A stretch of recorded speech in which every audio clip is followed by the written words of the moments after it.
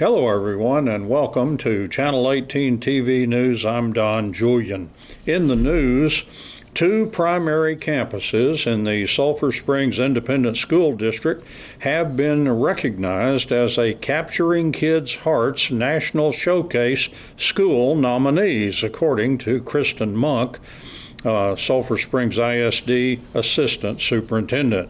Both Lamar and Travis primary schools are to be visited for consideration for this awarded to schools that reach the high-performing cultural tipping point using the Flippin' Group's Capturing Kids' Hearts process.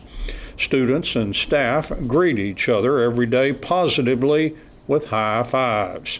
There are also times designated for students to talk about a good thing in their lives or at school. Students find ways to encourage each other while holding each other accountable for negative behavior without being overly negative. The idea is to build relationships among students and staff as well as with parents to improve communication and help better reach and equip students to deal with the many things in their home and school lives.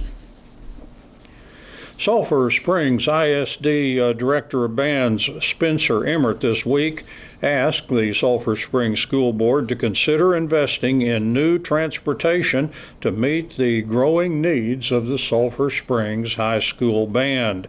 Emmert said basically the band is in desperate need for a bigger capacity transport for the band and band equipment. Emmert explained that the marching band and competition has evolved over the past several years with a required prop schematic, elaborate front ensemble, percussion ensemble on the sidelines, growing color guard program, and full electronics amplification sound. And Emmert pointed out the band program as a whole is growing, and he's asking for a semi to move equipment. Currently, the band program takes 3 vehicles to marching events, a box truck that Sulphur Springs ISD purchased several years ago, a band trailer that's about 25 years old and barely on the road still, according to Emmert, and a rented U-Haul box truck. Superintendent Mike Lamb said that while he had asked Emmert to present the matter to the board this week for discussion only, he said that he and Emmert hope to have a proposal for the board to actually consider for action in the next 2 months. Cumbie police arrested a 28-year-old Lauderdale Lakes, Florida man allegedly found with a bottle of steroids and marijuana following a crash on Wednesday afternoon. Cumbie police officer Zach Stewart alleged the driver of a Dodge Caravan sped up as if to lose the officer when he entered Interstate 30 East near mile marker 109 around 3:45 p.m. on February 12th. Stewart reported the van took off took the I-10 exit onto South I-30 service road at a high rate of speed, then turned onto the FM 275 overpass. The van allegedly continued toward Frisco Street in Cumbie. Stewart said that he saw the passenger's side window of the van down as he attempted to catch up to the van. The van crashed into a ditch after going over the FM 275 overpass.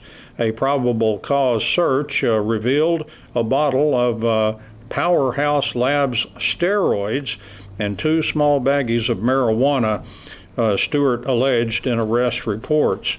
Suspecting that the van driver may have thrown something out of the vehicle, Chief Paul Robertson assisted by checking the South Service Road where the van had traveled, and Chief Robertson found a Walmart bag containing more marijuana and driver's wallet with a license in it.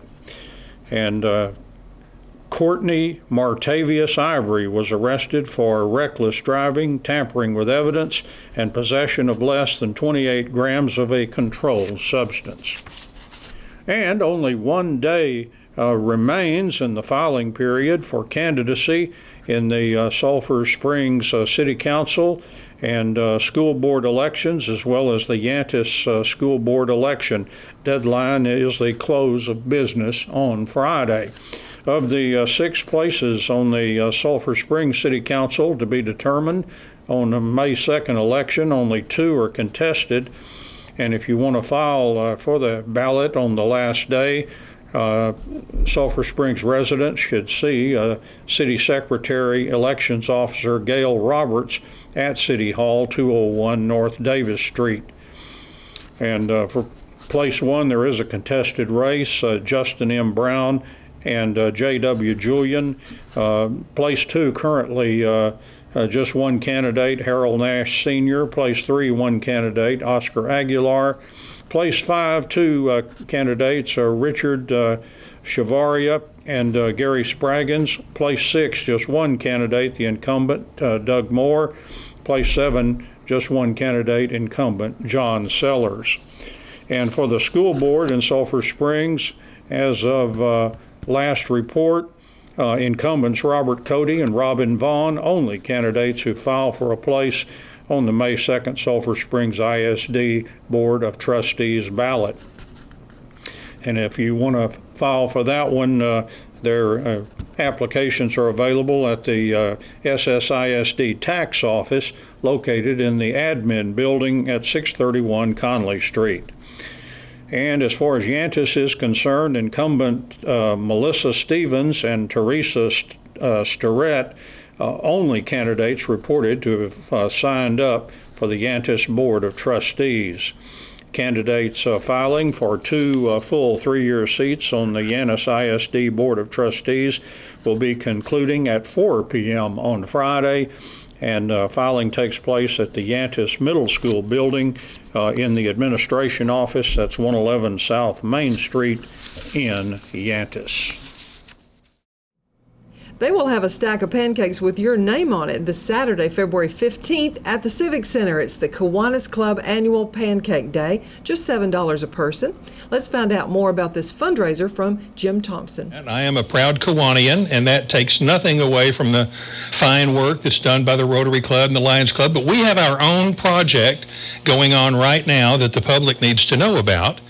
It has been going on for years, and it is a major fundraiser for us. That's the purpose of it, and we'll explain why.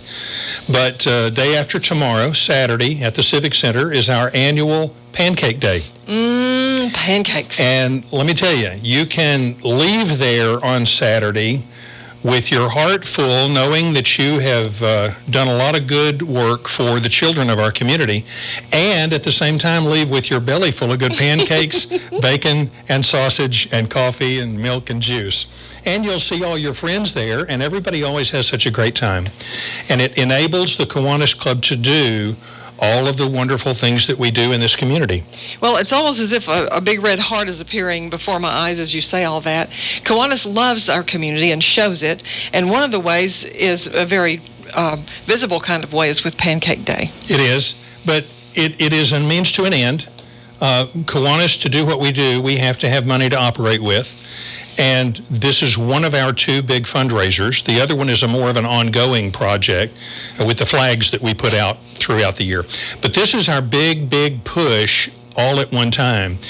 Weeks and weeks of planning and preparation go into this, Enola.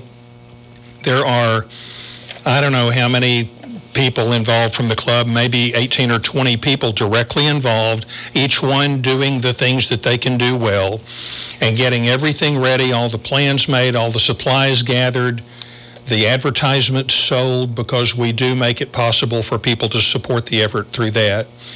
And then, you know, the cooking of the pancake. Oh, by the way, I need to say, nobody has to worry, because in the previous years, they never let me cook. Okay, I was. Yeah, you don't have to worry about eating my cooking, but you can look at me and tell that I have a great appreciation for good food, and this is good food because I didn't have anything to do with it.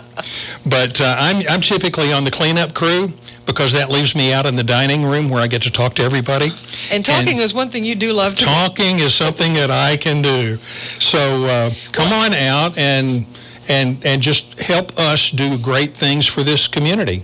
You were mentioning the cooking, so I just have to ask, do you audition those flapjack flippers, or do they volunteer? Well, we have volunteers from the Key Club, and then we have some of our flippers from way back in the Kiwanis Club who've been flipping for years. They're not flipping houses, they're flipping pancakes, but they're really good at it. You know, it's good to see families coming to this. They come, the kids eat, people visit. Yeah, and I get so many hugs and handshakes and smiles. It's really heartwarming as well as belly filling.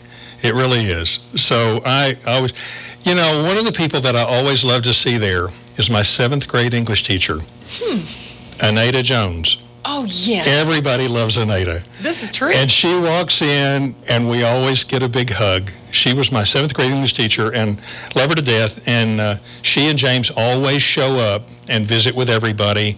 It's just one of those things that could never happen in a big city like Houston or Dallas. This is hometown, all-American, it's like the concert and fireworks on the square. It couldn't happen anywhere else the way it happens here. Sulphur Springs, Texas, USA. It is a special place, whether you realize it or not. It really is. There's such a long list, and if you've seen the poster that's to this year's Kiwanis Pancake Day, and it briefly tells what you're going to get, which is pancakes, bacon, sausage, coffee, milk, and juice, all of that for one price. And what is that price? $7. Kids under 6 will eat free. Okay. And it is literally all you can eat. We don't even bat an eyelash if you say you want more. You can go back and get more. But we'll even bring it to you at times. There's just a brief line that describes the menu. The less brief is all the things that Kiwanis does with the money they raise. Kiwanis is involved and has been for many years in a great many things that most people simply don't realize, those are Kiwanians doing that. And you, on the community calendar a little while ago, you ran through that whole list, and we'll talk about some of them here right now, but I got to tell you, you mentioned that I was going to be here in a few minutes to be on the air with you, and that immediately brought back memories of Wendell Sapaw. Wendell, back in the early to mid-'70s, told me one time, he said, every morning when I wake up, I turn on KSST, and if I don't hear my name on the obituaries, I know it's going to be a good day. I've never forgotten that. Well, this morning, on the way over here, on the radio on my pickup, I've got KSST, and I hear my name, and I think, wait a minute, that wasn't an obituary. I'm actually going to be on the air. So that was a really neat memory that you sparked there, Enola. We can't go through all of this list and do it justice, but there are so many things that Kiwanis doesn't maybe run the event, but we participate in some key area, like the Kids Fishing Day that we were talking about off mic last Saturday at Peavine Pinion Pool there at the park. That is actually put on by the Wild Turkey Federation. But they asked us years ago if we would provide the hot dogs and the buns and the fixins and do the cooking. And so the club said, yeah, we're gonna come out and do our part to feed these kids because they're out there having a good time. They shouldn't have to worry about what if I get hungry while I'm out there, So we must have done a good job because just about all the hot dogs were gone by the end of the event. And one young man, I don't know his name, I wouldn't call it if I did, he came, they must have been pretty good hot dogs because he ate 5 of them. So we were really glad for his sake that we were there. But that's just one example of the many things we do to help other organizations in their efforts to serve this community. We're doing a special event right now. It's not so much an event as it is a project at the Shadow Ranch Equestrian Riding Center. I hope I got that name right, out southeast of town, to help them have a better facility for the children that they serve. And it's something they couldn't do on their own. but we could pitch in with them, and we're supplying money and manpower to make this happen. And that'll be in the news here in the few coming weeks. Okay. Little Forest Kids Club. That is a growing area of interest for the Kiwanis Club. We have done some ongoing things to help Latita, but we have also done some specific one-time things for special needs. And when you go over there and you see all those kids having a great time in a safe, loving environment, it just makes you want to do more. She's doing such a great job of running that place, as far as we can tell. Wonderful organization. The Girl Scouts, the Boy Scouts, Bright Star Baseball, Sulphur Springs Baseball, those are organizations that are constantly needing money. Some of the money we make from Pancake Day on Saturday is going to go to those organizations. We raise it, we do some of the effort to raise that money, and then we funnel it right back out to the youth groups and organizations that need it in this community. There's a brand new program that Kiwanis International is promoting. It's called the BUGS program. Okay. And it has nothing to do with insects. Okay. BUGS stands for Bringing Up Grades. And it is an incentive program to motivate children in school to work harder to bring their grades up, to do a better job of learning, and they get rewarded for doing so. So we're just now starting that. You're probably going to be hearing more about that as time goes on, because we're just now getting started. But we're signing on to that Kiwanis International program, the BUGS program. Neat. The Soccer Association, we fund scholarships every year. We provide backpacks for the Can Help group for back to school. We support the Child Advocacy Center. We're deeply involved in Special Games Day. One of our big projects, it doesn't have anything to do with money raising, but it's a big project every year, is we coordinate with Brookshire's and local schools, and we have the Spirit of Christmas food drive that provides a huge amount of food to the local food bank so that it can be distributed to hungry families. And one of the things Kiwanis does, in addition to a lot of manpower and organization, is the top school, the top class, not so much the school, but the top class, gets a pizza party. Okay. And then the second highest class gets an ice cream party. Well, I guess it was a week ago today, the kindergarten class from ECLC, I think it's ECLC, they changed all the names, and I get it mixed up. The kindergartners, and they raised more food items for the food drive than any other class. And we met them at a local pizza place, and for the party, those were such well-behaved kids, and they weren't, you see Hollywood movies, they weren't throwing food and yelling and jumping on the table. They were just having a great time. And it was so neat to know that we're bringing up these kids to participate in efforts like this to help others. And it's a really a neat thing to do. I went to the ice cream party last year, and that was by a group of kids at the private school at Central Baptist. And same thing. They were glad to get the ice cream, but they were glad to help make a difference in the community. And these things are just so rewarding. Well, growing up in a community like ours is bound to help shape the future lives of these youngsters. It's got to. Kiwanis plays a link in so many of these things. We try to. We certainly do. I want to ask briefly before our time is up, and it's always up way too soon, and spend as much time on this or as little, but are any new members needed at Kiwanis? Oh, we're always looking for new members. We had one come yesterday, and along with a guest who's not local, but that's fine. But yeah, we've added 2 or 3 new members just in the last few weeks. But we always need more input. We need more manpower. We need more fellowship. Everybody brings to the table their own abilities, their own talents, their own willingness and availability. And when you have a bigger team, you have more that you can do. And that's what we're after. Anybody who wants to talk about potentially becoming a member, what's involved, what it's all about, how it works, talk to me. I'm Jim Thompson. Talk to any other Kiwanis Club member. we'd love to hear, and it's not just guys. We have women in the club too. We have more guys than we have women, but ladies, you are welcome. In fact, we really need you to kind of spruce the place up, because you get all of us ugly guys around, and it's not too appealing. But we have a lot of fun. We meet every Wednesday at noon in the Fellowship Hall at League Street Church of Christ. If you want to come and just try it out for a week, come as my guest. It won't cost you a penny. We'll feed you, probably entertain you with some corny jokes, and push an application for membership at you and hope that you'll fill it out. Well, that's just a little bit about Kiwanis Club of Sulphur Springs and doing so many good things. And I want to ask you, while I have you captive here, Jim Thompson, when was it that you went to work here at KSST? Well, I've actually worked here 3 different times. Oh, really? The most recent time was a long time ago, and I left here in 96.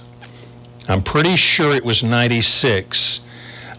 I had been here for several years. I don't know when I started. In sports, the Wildcats basketball team resumes district play Friday as they will be hosting Royce City in the main gym at Sulphur Springs High School. The Wildcats, ranked number 10 in Class 5A, are in second place in district with a 6-2 record. They are 24-8 for the season. The Wildcats defeated Texas High at home Tuesday night, 57-48. And Wildcats coach Clark Cipolletta has more information for us. I thought our kids really came out and played really well on both ends of the floor. Texas High is a team that's really dynamic and not gonna go away easily. And but I thought our kids sat down and guarded much better than we guarded them the first time. And for a large part, we played offense, pretty well. We had a couple of dry stints here and there, a little 2 to 3 minute stint in the second quarter where we didn't score, but I thought we bounced back and some kids made some plays that really helped out. Similar to the first game where we had a run right at the end, I thought there was a point, maybe early in the fourth quarter, we were only ahead by 4. I think it was 45-41, and then just kind of instantly, just in a very short period of time, they had some turnovers, we had some steals, we made some really incredible, fast break baskets, and I remember one really beautiful pass for an assist. So anyway, with 8 straight points, and they just never recovered from that. Exactly, and it really started on the defensive end. I think we got 5 or 6 straight stops, which led to some scoring opportunities. One thing we really tried to emphasize this game was pushing the tempo a little bit more. I thought in the last couple of games, we really haven't ran the floor hard and just been so reliant on our half-court offense, which has been really good this season. But I thought we were able to steal a couple of points in transition and get out and run. And but you have to get stops in order to do that. And we got some stops, like you said, early in that fourth quarter that led to some easy points on the offensive end. So I thought that kind of changed, the dynamic of the game and kind of got us a cushion that we needed. Sometimes as you increase the tempo, the mistake level goes up too. Yes. It didn't happen often, but I remember one timeout you made where we had a couple of really not very incredibly good fast break opportunities, and the ball just kind of got thrown around and stuff, and so you kind of have to settle them down a little bit right at that point. You do. When you give them a little bit, then that room for error does go up. But I trust our kids, and sometimes you just gotta, like you said, just huddle them up and talk about the little things that will make a difference. I thought we took care of the ball much better. We had 11 turnovers, 12 assists, so we were over assists per turnover. So that's something I was proud of. Where you go down to Mount Pleasant the week before and you have almost 25 turnovers. So just trying to stay on that good of a ratio and limit your mistakes as much as possible. And I thought late in the game we didn't finish the game like I really wanted to. A couple of possessions I thought we got selfish real late, but we had a good enough cushion. It didn't cost us, in the end. Yeah, Royce City almost helped you with Mount Pleasant. They did. They made it through 3 quarters with a lead, and then Mount Pleasant took over in the fourth quarter and got the win. But I guess the point making now, here comes Royce City next, and that just shows their potential to really play you tough. They do. They're so they have so many different weapons. They have size inside. They run a 2-3 zone that's hard to prep for, and they have two of the faster guards in the district that are very capable of scoring very quickly and at a high rate. So they're going to make you sit down and guard them, and they're going to put pressure on you, and they're not going to back down by any means. Coach Jacob does a wonderful job with them, and he'll have them prepared. So every game in district, you really got to come out focused and come out ready to play, and no such thing as an easy game. Yeah, for anybody that thought we would just cruise through the district, after playing really tough teams and getting ready for playoffs and stuff like that, it just doesn't work that way.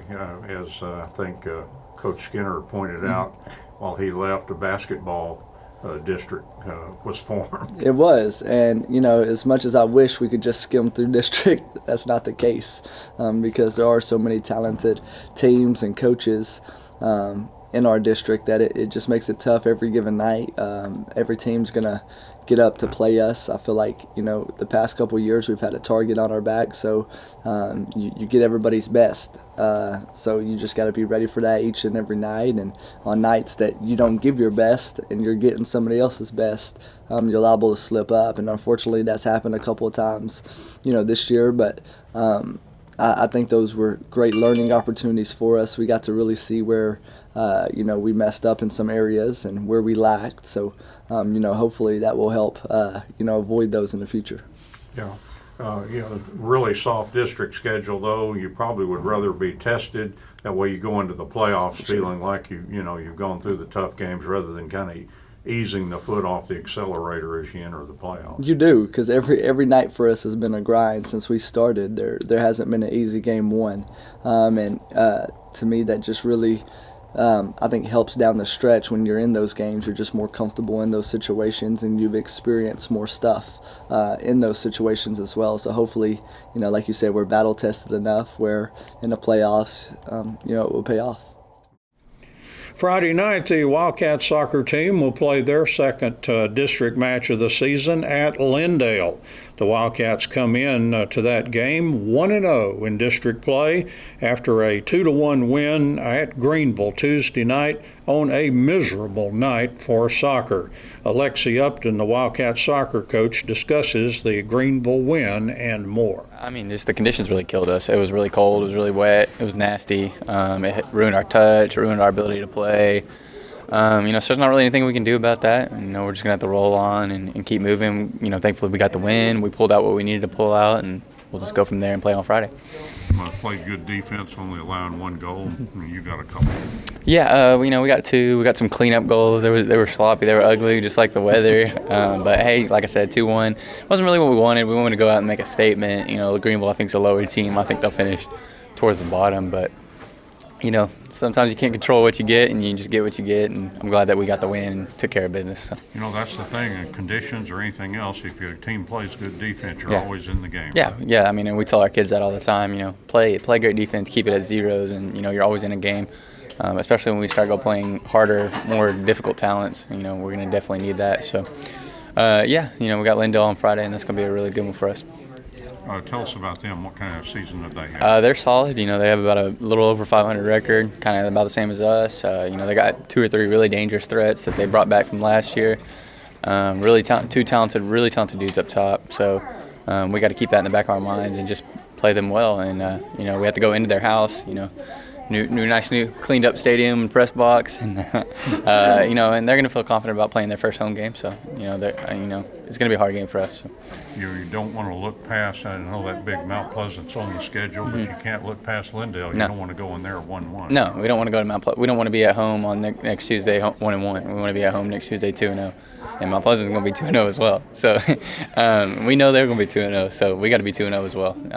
So Friday is very, very important for us. I wonder what the weather forecast. Have you seen it? Yeah, it's supposedly the sun's coming out now, and it's going to stay out. It's going to stay out for tomorrow as well. So that's great for us. Hopefully it's clear and nice, and it will be a good day for us to play. So. And that's Channel 18 TV News. I'm Don Julian. Thank you for joining me, and so long, everybody.